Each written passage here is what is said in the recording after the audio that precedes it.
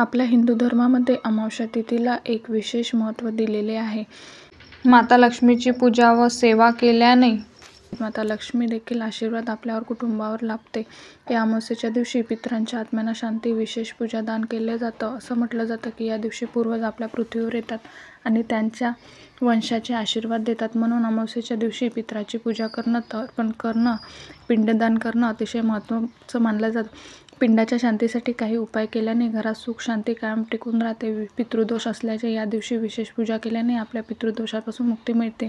त्याचबरोबर या अमावस्या तिथीला काही जण विशिष्ट उपाय सेवा केले जाते. आपल्याला जर इतर काही अडचणी असतील, म्हणजेच नोकरीमध्ये, व्यवसायामध्ये जर काही अडचणी येत असतील, तर सतत किरकिर होत असेल, घरामध्ये आलेला पैसा कोणत्याही मार्गाने जात असेल किंवा गृहदोष असेल, वास्तुदोष असतील, तर घरामध्ये सतत कोणी आजारी पडत असेल, मुलांची चिडचिड होत असेल, पती पत्नीमध्ये जर सतत वादविवाद कलह होत असेल, तर तुम्ही अमावस्या तिथीला काही विशिष्ट उपाय केले तर तुमच्या कुटुंबात नक्की फायदा मिळेल आणि त्याचबरोबर माता लक्ष्मीचा देखील आशीर्वाद प्राप्त होणार आहे. प्रत्येक महिन्यात अमावस्या तिथी ही येत असते. प्रत्येक महिन्यातील अमावस्या तिथीचे वैशिष्ट्य हे देखील वेगवेगळे असते आणि म्हणून आपल्याला या कार्तिक अमावस्येला काही महत्त्वाचे आणि अत्यंत प्रभावी उपाय तर करायचे आहे. आता हे कोणते उपाय आहे, कशा प्रकारे करायचे आहे, अशा संपूर्ण माहिती आपण आजच्या या व्हिडिओमध्ये पाहणार आहोत. त्यामुळे तुम्ही हा व्हिडिओ शेवटपर्यंत नक्की पहा. चॅनलवरती नवीन असाल तर सबस्क्राईब करा आणि जर तुम्हाला माता लक्ष्मीचा कृपा आशीर्वाद तुमच्यावर आणि तुमच्या कुटुंबावरती राहावे असं वाटत असेल तर जय मा लक्ष्मी असे कमेंटमध्ये नक्की लिहा. आता अमावस्येला जे उपाय करणार आहोत तर त्या उपायांची सुरुवात आपल्याला सकाळपासून करायची आहे. तर अमावस्येच्या दिवशी सर्वप्रथम आपल्या घराची स्वच्छ साफसफाई करून घ्यायची आहे. ज्या ठिकाणी स्वच्छता असते, साफसफाई असते, तर त्या ठिकाणी माता लक्ष्मी नेहमी वास्तव्य करत असते आणि त्या घराची भरभराट होते. त्या घरामध्ये कधीही कलह होत नाही, सुख शांती नांदते आणि म्हणून घराची स्वच्छता करायची आहे.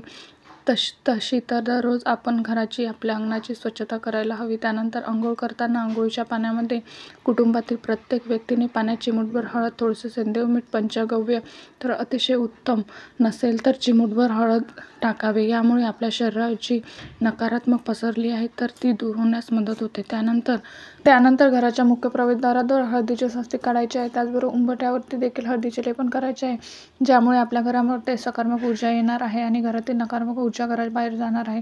त्याचबरोबर एका भांड्यामध्ये स्वच्छ पाणी घ्यायचे आहे आणि त्यामध्ये तुम्हाला चिमूटभर हळद आणि थोडंसं खडे मीठ आणि थोडंसं गोमूत्र टाकायचं आहे आणि हे जे पाणी आहे तर ते देखील तुम्हाला सर्व घरामध्ये शिंपडायचे आहे. त्याबरोबर तुम्ही ज्यावेळी देवपूजा करता त्यावेळेस माता लक्ष्मीसमोर भगवान शिवाची पिंड जर असेल तर त्या ठिकाणी तुम्हाला देशी गाईचा तुपाचा दिवा प्रज्वलित करायचा आहे. दिवा प्रज्वलित करण्यापूर्वी त्याखाली आसन करायचं आहे. एका प्लेटमध्ये थोडंसं अखंड अक्षता ठेवायचा आहे आणि त्यावरती तुम्हाला हा दिवा ठेवायचा आहे. दिवा ठेवताना त्या दिव्यामध्ये चिमूटभर हळद, थोडंसं अखंड अक्षता आणि त्याचबरोबर थोडीशी पिवळी मोहरी, 2 भीमसेन कापराच्या वड्या टाकायच्या आहे आणि असा हा दिवा तुम्हाला देवघरासमोर प्रज्वलित करायचा आहे. दिवसभरात माता लक्ष्मीची, तुमची जी कुलदैवत आहे, इष्टदेवता आहे, त्याचे नामस्मरण करायचे आहे. तुमच्या कुटुंबामध्ये जर कालसर्पदोष असेल तर तो दूर करण्यासाठी चांदीचा एक नाग-नागिन तयार करून घ्यायचे आहे. त्यांना पांढरे फूल अर्पण करायचे आहे आणि त्यानंतर तुम्हाला हे चांदीचे नाग-नागिन आहे तर ते वाहत्या पाण्यामध्ये सोडून द्यायचे आहे. त्यामुळे देखील तुम्हाला कालसर्पदोषापासून मुक्ती मिळणार आहे. त्याचबरोबर कालसर्पदोष असलेल्या व्यक्तीने अमावस्येच्या दिवशी आपल्या जवळपासच्या एखाद्या योग्य ब्राह्मणाला किंवा पुजाऱ्याला घरात बोलवून शिवपूजन किंवा हवन करायचे आहे. जर तुम्हाला शत्रुदोष असेल आणि शत्रुदोषापासून मुक्ती मिळवायची असेल तर अमावस्येच्या रात्री एका कुत्र्याला एक पोळी खाऊ घालायची आहे. पोळी तुम्हाला फक्त एका अमावस्येला खाऊ घालणार चालणार नाही, तर दर अमावस्येला तुम्हाला ही पोळी खाऊ घालायची आहे. या उपायामुळे तुमचे सर्व शत्रू शांत होते. या दिवशी गोमातेची पूजा आवश्यक करायची आहे. गोमातेला हिरवा चारा, त्याचबरोबर 1 चपाती, त्यावर 1 गुळाचा खडा आणि गुळभर चण्याची डाळ ठेवून ही जी चपाती आहे ती गोमातेला खाऊ घालायची आहे.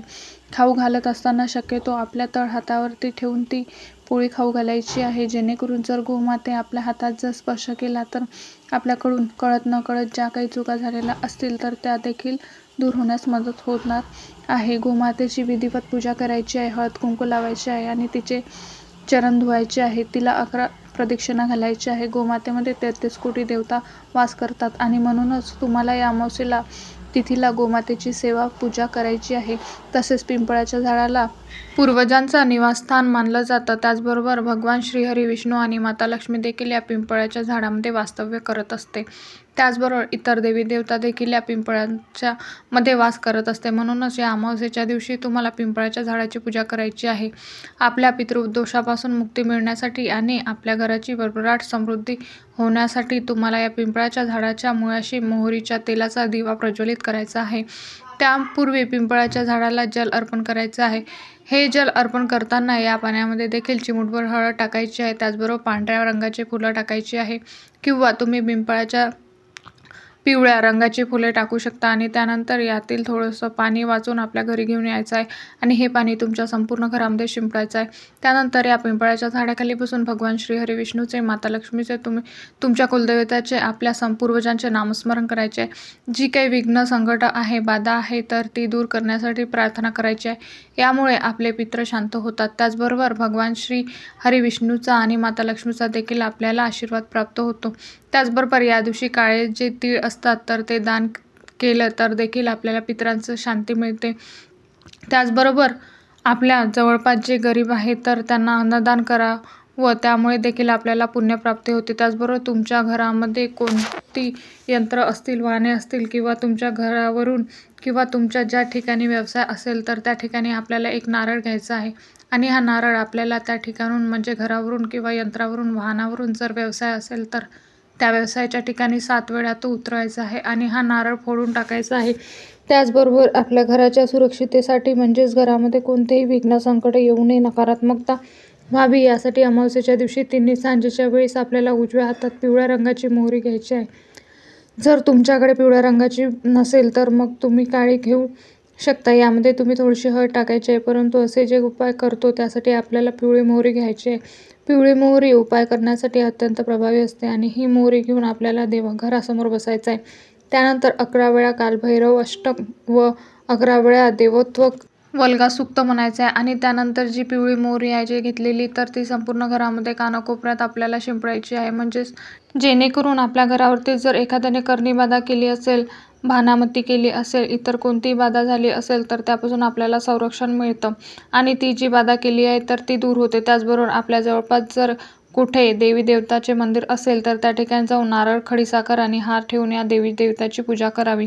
त्याचबरोबर आपल्या घरामध्ये जर एखादी सतत आजारी व्यक्ती पडली असेल, घरामध्ये सतत कोणी ना कोणी विघ्न येत असेल तर तुम्ही दुकान असेल, व्यवसाय असेल तर त्या ठिकाणी देखील अडचणी येत असतील तर त्यावेळी एक नारळ घ्यायचा आहे आणि त्या नारळामध्ये कोरड्या शेंदुराने त्रिशूळ काढायचं आहे किंवा स्वस्तिक काढलं तरी देखील चालेल आणि त्यानंतर आपल्याला त्या दुकानावरून किंवा आजारी व्यक्तीवरून ते नारळ 7 वेळा उतरवायचा आहे आणि तो वाहत्या पाण्यामध्ये तुम्हाला सोडून द्यायचा आहे किंवा तुम्ही दूर अंतरावर नेऊन तो जाळून टाकला तरी देखील चालेल. जर तुमचं वाहत असेल तर अमावस्येच्या दिवशी तुमचं वाहन स्वच्छ धुवायचं आहे. त्यावरून नारळ एक घ्यायचा आहे आणि 7 वेळा तो उतरवायचा आहे. उतरत असताना श्री स्वामी समर्थ महाराजांचा मंत्र म्हणायचा आहे. उतरा करताना वाहने जागेवर चालू ठेवायचे आणि नारळ जमिनीवरून फोडून म्हणजेच आपल्या गाडीसमोर फोडून त्यानंतर हातपाय जाऊन धुवायचे आहे आणि श्री स्वामी समर्थ महाराजांचा जाऊन मुजरा करायचा आहे. त्याचबरोबर एक मूठभर पांढऱ्या मोहऱ्या घ्यायचा आहे आणि या घेऊन आपल्या देवासमोर बसायचं आहे. 11 वेळा वल्गा सूक्त म्हणायचं आहे आणि त्यानंतर एक पिवळ्या रंगाची कापडाची पिशवी घ्यायची आहे. या पिशवीमध्ये तुम्हाला ही जी पांढरी मोहरी आहे तर ती ठेवायची आहे आणि ही वरून धाग्याने शिवून घ्यायची आहे. म्हणजे अशी पोतली तयार करायची आहे की तुमच्या गाडीला इंजनाच्या आतमध्ये किंवा इतर ठिकाणी तुम्हाला ही जी पोतली आहे ती ठेवायची आहे. त्याचबरोबर तुमचं दुकान जर ऑफिस किंवा कारखाना किंवा इतर व्यवसाय ठिकाणी असेल तर त्या ठिकाणी तुम्हाला नारळ किंवा गोरक्ष, चिंच किंवा कोळा या अमावस्येच्या दिवशी बांधायचा आहे. व्यवसायाच्या ठिकाणी ज्या काही अडचणी असतील किंवा विघ्न येत असतील तर ते दूर होतील. त्याचबरोबर आता हे बांधक असताना आपल्या लाल कपड्याचं बांधायचं आहे. त्याचबरोबर बांधताना यामध्ये चिमूटभर पिवळी मोहरी आणि त्याचबरोबर 2 अखंड लवंग, 2 वेलची असे टाकायचे आहे आणि जो आपण लाल कपडा आणि जो नारळ बांधणार आहोत त्याचबरोबर जर तुम्ही कोळा घेतला असेल तर त्या कोळ्यासोबत तुम्हाला ही पुडी ठेवायची आहे. आलोसा नारळ किंवा कोळा टांगल्यानंतर कधी कधी तो खराब होतो आणि त्यातून पाणी गळतं. त्यामुळे ते तुम्हाला कचऱ्यात टाकून द्यायचं आहे आणि शनिवारी किंवा अमावस्या तिथीला तुम्हाला या ठिकाणी नारळ किंवा हे जे कोळा आहे तर ते आणून बांधायचं आहे. आता हा उपाय नेहमी सूर्यास्त झाल्यानंतर करायचा आहे. उपाय करताना देखील घरामध्ये शांतता असायला हवी, किरकिर नसायला हवी. त्याचबरोबर घरामध्ये शांत राहण्यासाठी एक नारळ पूर्ण सोलून घ्यायचा आहे आणि तो आपल्या देवासमोर माता लक्ष्मीसमोर ठेवायचा आहे. या नारळाची शेंडी आपल्याला देवाकडे करायची आहे आणि हा नारळ आपल्या माता लक्ष्मी ज्या ठिकाणी मूर्ती असेल किंवा आपली कुलदेवता असेल तर त्याच्यासमोर ठेवायची. त्यानंतर रोज सकाळी आणि संध्याकाळी आपल्याला या नारळावरती एक भीमसेन कापूर ठेवायचा आहे आणि 7 वेळा आपल्याला हा भीमसेन कापूर जाळायचा आहे. कापूर जाळत असताना श्री स्वामी समर्थ हा मंत्राचा जप करायचा आहे, गायत्री मंत्राचा जप करायचा आहे आणि जी कुलदेवता आहे किंवा माता लक्ष्मी आहे तर त्यांचा जप करायचा आहे. दर अमावस्येला आणि पौर्णिमेला तुम्हाला हा जो नारळ आहे तो बदलायचा आहे आणि जो जुना नारळ आहे त्याच्यावरती आपण हा भीमसेन कापूर जाळलेला आहे तर तो नारळ तुम्ही वाहत्या पाण्यामध्ये सोडू शकता. तो नारळ जर चांगला निघाला तर तुम्ही घरच्या लोकांना प्रसाद म्हणून खाल्ला तरी देखील चालेल. त्याचबरोबर अमावस्येच्या दिवशी तिने सांजेच्या वेळी जो घरामध्ये मुख्य प्रवेशद्वार असते त्या दोन्ही बाजूला कणकेचे 2 दिवे बनवून घ्यायचे आहे आणि ते प्रज्वलित करायचे आहे. किंवा जर कणकेचे शक्य नसेल तर मातीचे 2 दिवे प्रज्वलित करायचे आणि तुळशीजवळ देशी गाईचा तुपाचा दिवा प्रज्वलित करायचा आहे. शक्यतो उपाय करण्यासाठी आपल्याला कणकेचा किंवा मातीचे दिवे लावायचे हवेत. याचा तुम्हाला अतिशय प्रभावी फायदा आहे. त्याचबरोबर या दिव्यामध्ये देखील चिमूटभर हळद आणि पिवळी मोहरी टाकायची आहे. तर अमावस्येला आणि पौर्णिमेला तुम्हाला हा उपाय करायचा आहे. त्याचबरोबर तिन्ही सांजेच्या वेळेस आपल्याला घरामध्ये 2 अखंड तमालपत्र, त्यावरती थोडीशी पिवळी मोहरी, 2 भीमसेन कापराच्या वड्या, 2 अखंड लवंगा ठेवायच्या आहे, थोडंसं खडं मीठ ठेवायचं आहे आणि या ज्या वस्तू आहेत तर त्या आपल्या कुटुंबातील प्रत्येक व्यक्तीवरून 7 वेळा उतरायचं आहे. प्रत्येक व्यक्तीविषयी जी काही अडचणी असेल, काही विघ्न असेल, बाधा असेल तर ती बोलून दाखवायची आणि या वस्तू तुम्हाला घरामध्ये जाळायच्या आहे आणि जाळल्यानंतर त्याची जी राख असेल ती घराबाहेर तुरंत नेऊन फेकून द्यायची. त्यानंतर थोडासा भीमसेन कापूर आपल्याला घरामध्ये जाळायचा आहे. भीमसेन कापुराच्या सुगंधानं आपल्या घरामध्ये जी निगेटिव्हिटी असते नकारात्मक आणि तर ती दूर होते. आता हा भीमसेन कापूर जर तुम्ही दररोज घरामध्ये जाळला तर अतिशय उत्तम. तर अशा प्रकारे तुम्हाला मी जे काही उपाय सांगितले आहे तर त्यातील तुम्हाला जे काही शक्य होतील ते तुम्ही उपाय करा. तुम्हाला अमावस्येला करायचे आहे, अमावस्या करू शकता, पौर्णिमा करू शकता. काही उपाय जे आहेत तर ते दररोज केले तरी देखील चालेल. अतिशय साधे, सोपे परंतु अत्यंत प्रभावी उपाय आहेत. तुमच्यावरती जी काही विघ्न, बाधा, अडचणी आहेत तर त्या दूर करणारे उपाय आहे. आणि शनिवारी किंवा अमावस्या तिथीला तुम्हाला या ठिकाणी नारळ किंवा हे जे कोळं आहे तर ते आणून बांधायचं आहे. हे जे उपाय आहे ते अत्यंत प्रभावी उपाय आहेत. तुमच्यावरती जी काही विघ्न, बाधा, अडचणी आहेत तर त्या दूर करणारे उपाय आहे. जर तुम्हाला हा महत्त्वपूर्ण व्हिडिओ आवडला असेल तर व्हिडिओला माहिती उपयुक्त वाटली असेल तर व्हिडिओला एक लाईक नक्की करा आणि चॅनलला सबस्क्राईब करून आम्हाला प्रोत्साहित करा. तसेच आपण सर्वांनी हा व्हिडिओ संपूर्ण पाहिल्याबद्दल आपण सर्वांचे मनपूर्वक आभार. श्री स्वामी समर्थ. जय महालक्ष्मी प्रसन्न. श्री स्वामी समर्थ.